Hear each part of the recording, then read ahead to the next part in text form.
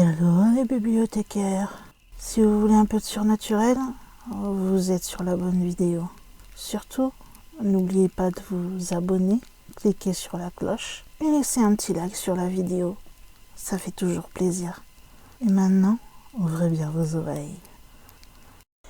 Marguerite Tist est née à Jemmapes le 16 mai 1648 et morte étranglée puis brûlée à Mons le 27 juin 1671. C'est l'une des dernières personnes condamnées à mort dans cette ville pour sorcellerie. Vous savez comme moi que l'on attribue souvent les chasses aux sorcières au Moyen-Âge, que c'est un fantasme obscur. Mais l'âge d'or des procès en sorcellerie se déroula au XVIe et XVIIe siècle, à l'heure de la montée des absolutismes et de la centralisation des pouvoirs de l'Église et des États.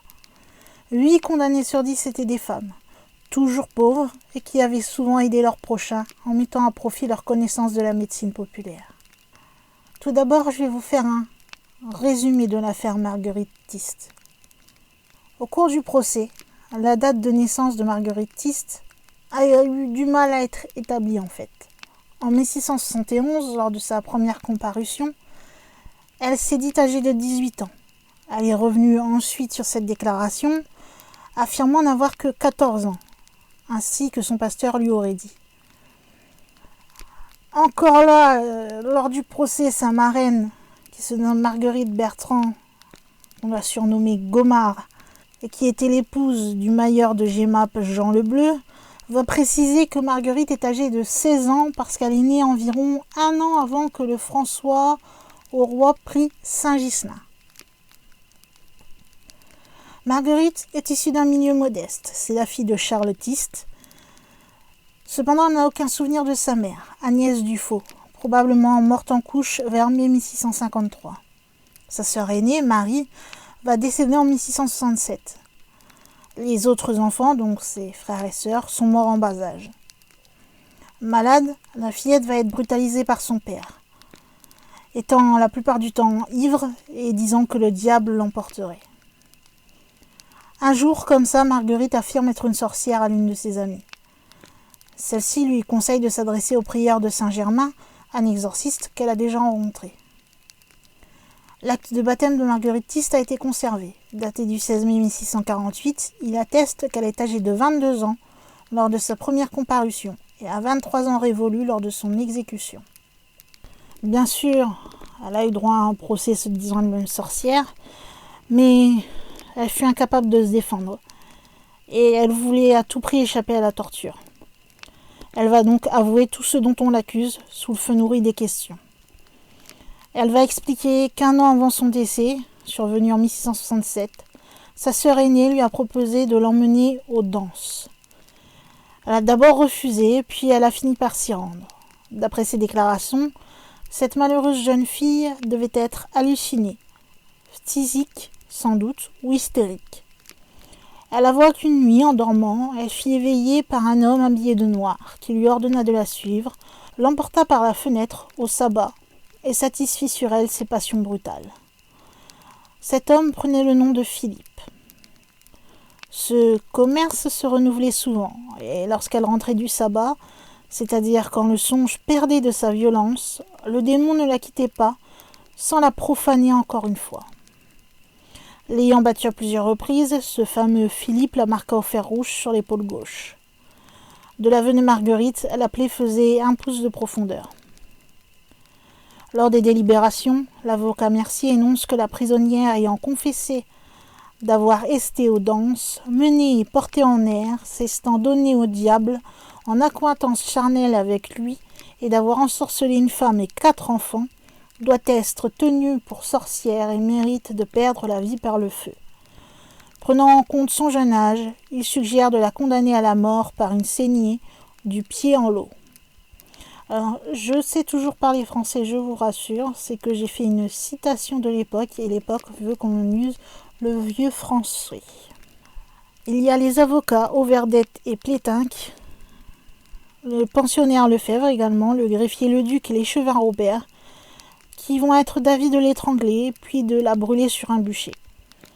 Le greffier Potier, lui, envisage de la nourrir jusqu'à l'âge de 18 ans, mais apprenant que cette mesure de clémence ne peut être accordée qu'à un mineur non coupable, va se rallier aux avis précédents. Doutant de la véracité de ses aveux, le greffier d'Isambard souhaite qu'elle soit soumise à la question, condamnée au bûcher si elle maintient ses déclarations et bannie si elle se rétracte. Monsieur Brabant partage d'abord l'avis du greffier Potier, mais se ralliant à celui du greffier d'Isambard, souhaite qu'elle soit soumise à la question. Quant à monsieur Dupuis, il demande un terme jusqu'à demain pour s'assurer sur ses doutes. Tous conviennent au final de condamner Marguerite Tist à perdre la vie, la faisant étrangler à un poteau, et puis la brûler. Pour les plus courageux, ou pour ceux qui veulent en savoir plus, à la suite de ces résumés, j'ai retrouvé une retranscription intégrale du procès. Donc asseyez-vous tranquillement si vous voulez tout savoir de A à Z sur cette affaire. Marguerite Tist comparée pour la première fois devant ses juges le 8 mai 1671. Le procès en sorcellerie se déroule dans la salle rouge de l'hôtel de ville de Mons. Interrogatoire du 8 mai 1671. La prisonnière, amenée en la salle rouge, dit qu'elle se nomme Marguerite Tist, à mariée, en âge d'environ 18 ans, native de Gemap, fille de Charles, portant le fusil par des marchands au rivage, et d'Agnès Dufour, morte passée longue année. C'est alors que le 13 mai 1671, en présence de M. Lebrun et de Gage, qui a dit la même chose, sauf en ce qui concerne l'âge, puisqu'il a dit qu'elle n'est âgée que d'environ 14 ans, ainsi que son pasteur lui a dit. Deuxième question. En qui si elle n'a frère ni sœur? Elle a dit qu'elle a une sœur morte, passée 4 ans, décédée à Gemap, à la maison Jacques Caudron en qualité de servante, étant âgée de 24 ans, et ses sœurs sont mortes toutes jeunes. En qui et si sa sœur ne lui a appris à faire des maléfices? Marguerite a dit qu'1 an avant la mort de sa dite sœur, résidente alors chez leur père, elle gardait les vaches en un pachis. Elle lui a dit qu'on allait aux danses 5 à 6 lieues et lui demanda si elle voulait aller avec. Et lui ayant répondu que c'était trop long, elle lui dit que lorsqu'elle serait lasse, elle la porterait sur son dos.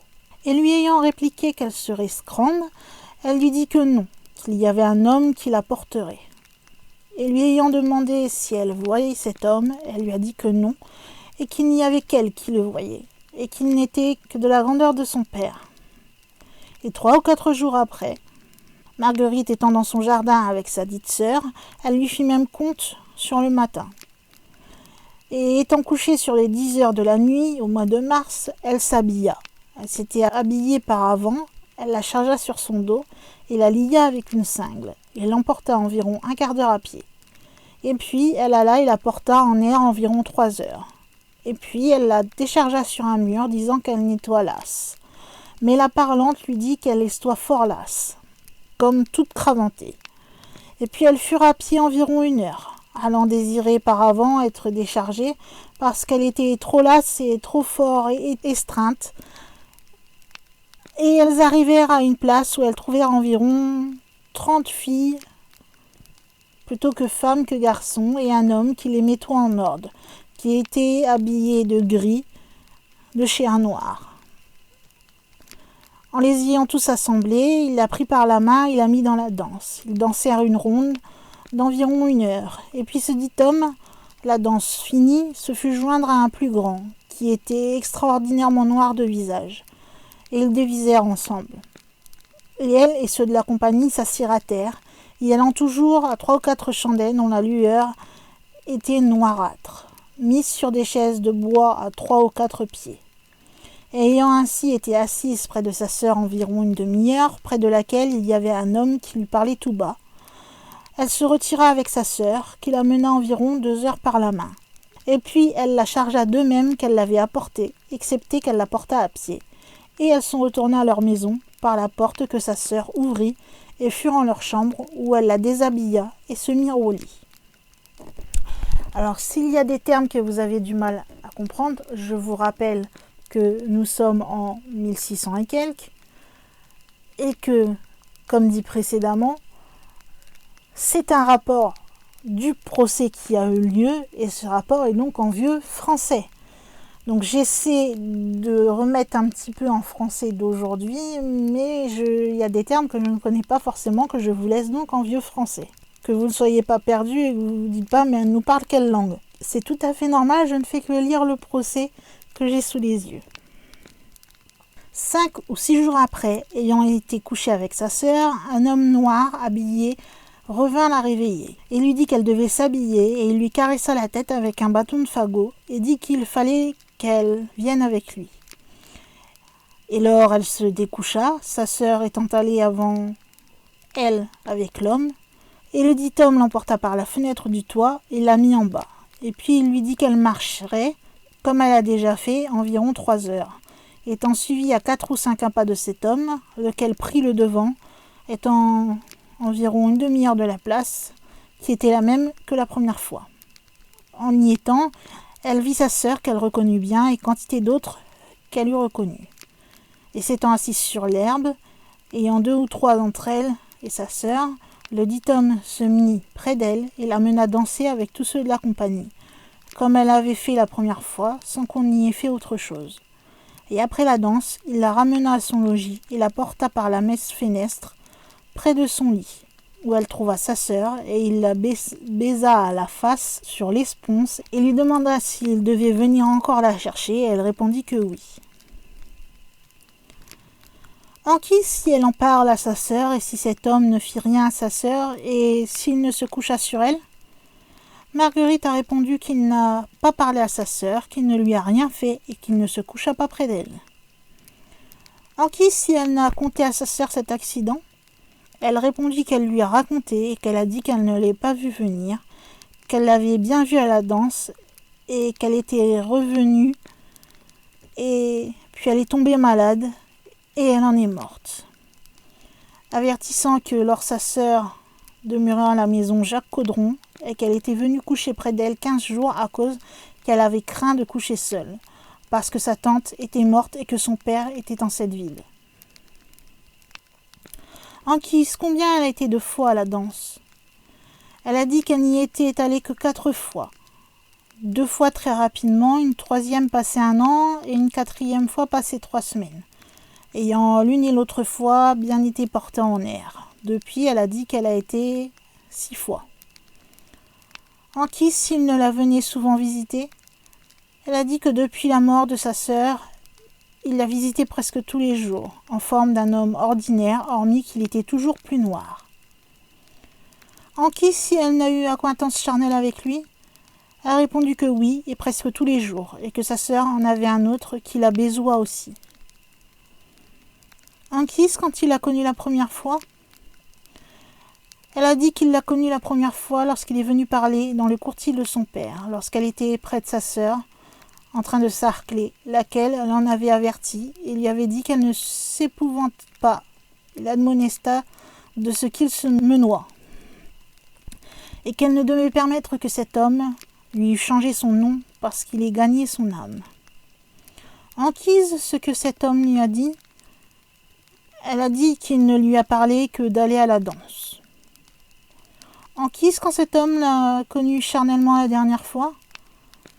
Elle a répondu que ça avait été vendredi passé 8 jours, quand elle était allée demeurer à la maison Marguerite Daniel, sur la bruyère près de la belle maison, lorsqu'elle gardait les vaches sur les 2 heures après-midi.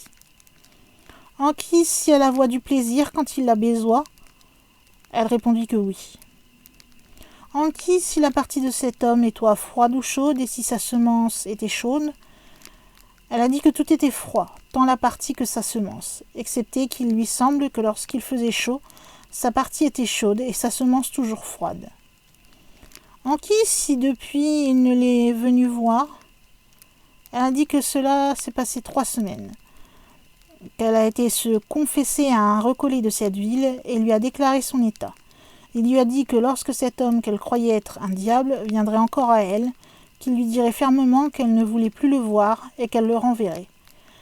Lui ayant à cet effet donné de l'anus dei, ce qu'elle a fait, l'ayant fait venir le samedi dernier, et il ne l'a approché lors que 2 à 3 pas, et il lui a dit que puisqu'elle ne la voulait plus, qu'il en allait revoir une autre, et depuis il n'est plus revenu, ajoutant que lorsqu'il s'était retiré d'elle après l'avoir baisée, elle se trouva fort lasse et cravantée à l'estomac et aux jambes, ce qu'elle ne sent plus depuis qu'il ne la vient plus voir. Enquise si le diable l'a marquée et en quel lien. Elle a dit qu'après la mort de sa sœur, étant en train de cueillir de la salade dans le jardin de son père à midi, il s'est présenté à elle, et après avoir eu acquaintance avec elle, il lui a demandé s'il ne voulait donner un autre nom, et si elle ne voulait renoncer à son baptême, ce qu'elle ne voulut faire. Puis il lui quitta son corset de jupe et la marqua sur l'épaule gauche. Enquise s'il ne l'a aucune fois battue. Elle a dit qu'il l'a battue 4 à 5 fois, ne faisant bien à sa mode depuis qu'elle a été marquée, et ce, avec un bâton.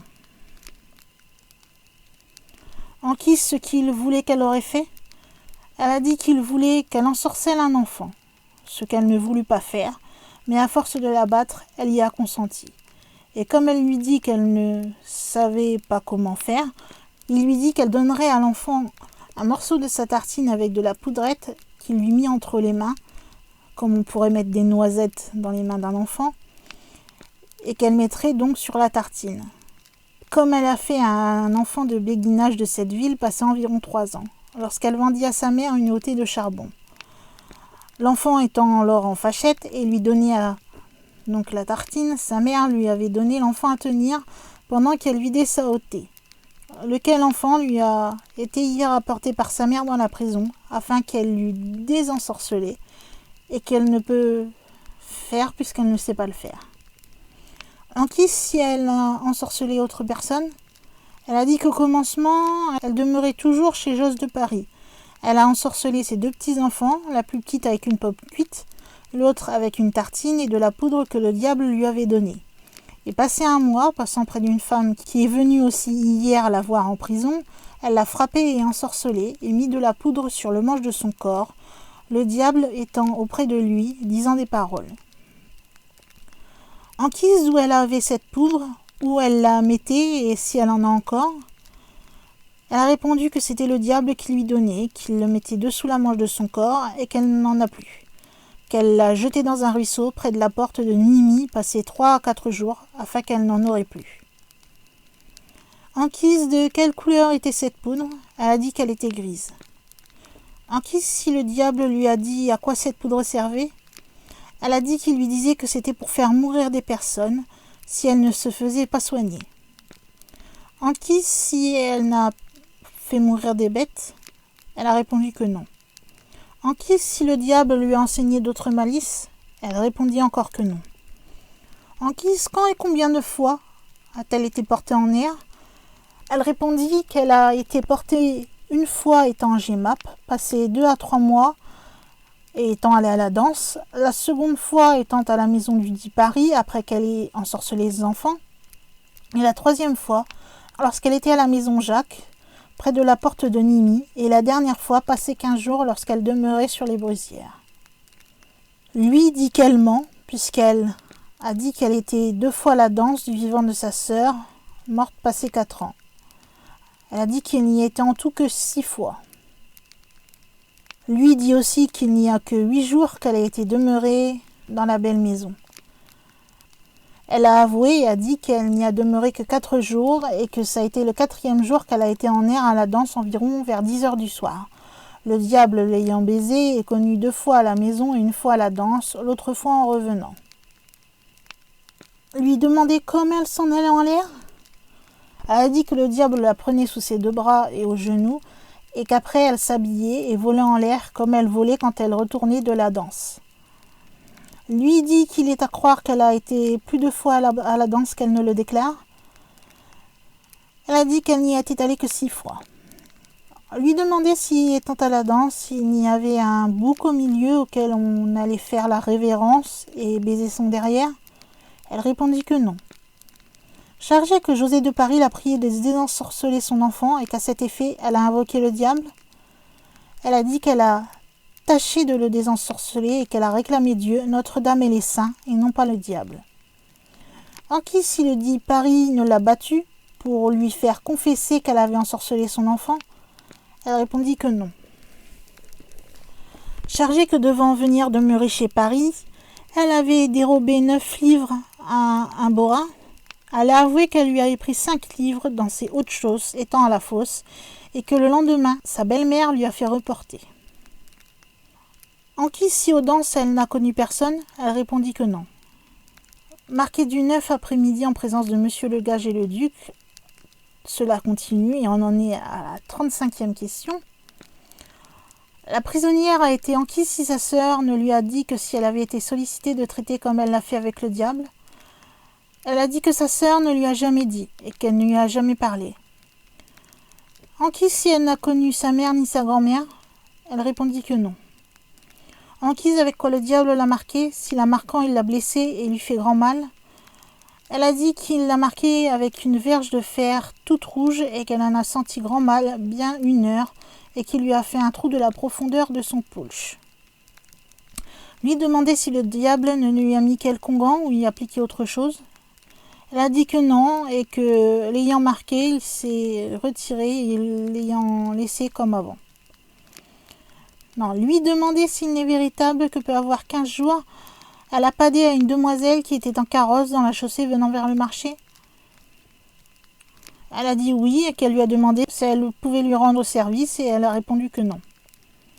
Lui dit qu'elle s'est avancée jusqu'à la portière et qu'elle a suivi le carrosse jusqu'à l'hôpital Saint-Nicolas. Elle a aussi dit qu'elle n'a touché la portière et qu'elle a suivi le carrosse jusqu'au grand marché et que de là, elle est descendue par le marché aux poissons et allée vers la halle. Sur remontrant ce qu'on lui a fait qu'elle a menté, parce qu'il est vrai qu'elle a été avec le carrosse jusqu'à l'hôpital, où étant la petite demoiselle était descendue, elle lui a encore parlé et s'est avancée pour lui porter la cotte. Elle a répondu que oui et que ce qu'elle avait encore dit avait été par abus. Il lui demandait si à ce moment-là elle avait de la poudre, elle répondit que oui. Puis on lui demanda une dernière fois si elle avait jeté de sa poudre sur la dite demoiselle dans son carrosse et sur ses chevaux. Elle a dit que non et qu'elle n'y avait même pas pensé. Elle est entendue une seconde fois le 13 mai. Le 17 juin, il y a un rapport des médecins légistes.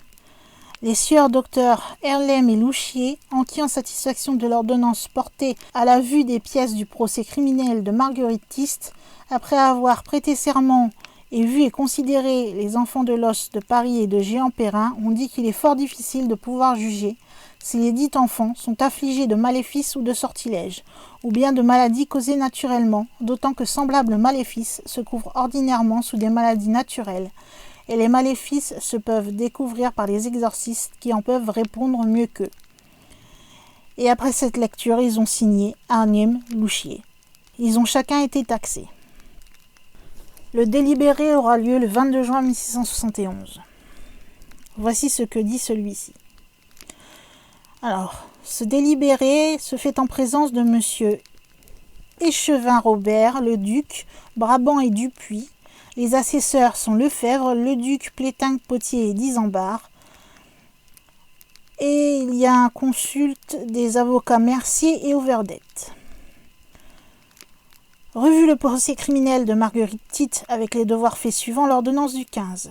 L'avocat Mercier dit que la prisonnière ayant confessé avoir été aux danses, menée et portée en air, s'étant donnée au diable en accointance charnelle avec lui et d'avoir ensorcelé une femme et 4 enfants, doit être tenue pour sorcière et mérite de perdre la vie par le feu. Cependant, considérant son bas âge, il lui est avis de la condamner à la mort par une saignée du pied en l'eau. L'avocat Overdet dit, joignant toutes les confessions de la prisonnière, il y a matière suffisante de la tenir pour sorcière. Pourquoi il lui est d'avis de la condamner au dernier supplice, l'étranglant à un poteau et la brûlant en cendres. Le pensionnaire Lefebvre est aussi d'avis de la condamner au dernier supplice, la faisant étrangler à un poteau, puis la brûlant en cendres. Le greffier le duc est du même avis. L'avocat Pléquin est aussi du même avis. Le greffier Potier dit que la prisonnière est convaincue par sa propre confession d'être sorcière. Il est vrai qu'elle n'est pas suffisamment convaincue d'avoir maléfisé, mais considéré son âge, il lui est d'avis de la nourrir jusqu'à l'âge de 18 ans.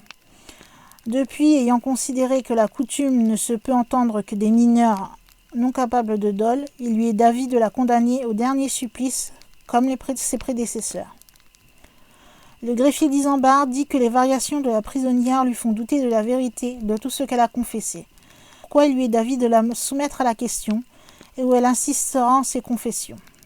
Il serait d'avis de la condamner au dernier supplice, comme ont dit les précédents. Et si elle insistait en ses confessions, il serait alors d'avis de la condamner au dernier supplice, comme ont dit ses prédécesseurs. Mais si elle niait et qu'elle changeait d'avis, il faudra la condamner à un bannissement. Monsieur Robert l'a trouvée convaincue d'être sorcière. Pourquoi, lui, est d'avis de la condamner au dernier supplice, comme ont dit ses prédécesseurs. Monsieur le duc est d'avis du greffier Porrier de la nourrir jusqu'à l'âge de 18 ans. Monsieur Brabant est d'avis du greffier Potier depuis du greffier d'Isambard. Monsieur Dupuis a demandé terme jusqu'à demain pour s'apaiser sur ses doutes. Au final, on en conclut de condamner Marguerite Tist à perdre la vie, la faisant étrangler à un poteau et puis en la brûlant. Chacun doit payer 7 livres et 4 sols et la sentence est lue le 27 juin 1671. Prononcé de la sentence. Marguerite Tist, combien que votre devoir vous est obligé de demeurer fidèle à Dieu, vous vous êtes nonobstant tant oublié qu'à la persuasion de votre feu cœur, vous donnant au diable, cohabitant éternellement avec lui, ayant souffert qu'il vous ait marqué et porté en danse, vous avez aussi à sa suggestion ensorcelé de maléfices 4 enfants et une femme. Sur quoi, monsieur échevin de cette ville, vous ayant instruit votre procès criminel, et par celui-ci vous trouvez atteinte et convaincu du crime de sortilège, qui est de lèse-majesté divine, et le vœu en délibération du Conseil, avec leurs assesseurs et autres avocats, vous ont condamné et condamnent à la semonce de monsieur Balancourt, prévôt de cette ville et prévôté, d'être étranglé et brûlé jusqu'à ce que mort s'ensuive. Ainsi prononcé à la semonce du dit sieur prévôt par messieurs échevin le maire Robert de Gage-Dupuis, et exécuté ce 10 jours. La peine est exécutée le jour même du prononcé de la sentence. Marguerite Tist meurt étranglée puis brûlée sur la place du marché. En 2014, un groupe de Montois adresse aux autorités de leur ville une pétition demandant la réhabilitation de la jeune fille. Aucune suite n'est donnée à leur requête.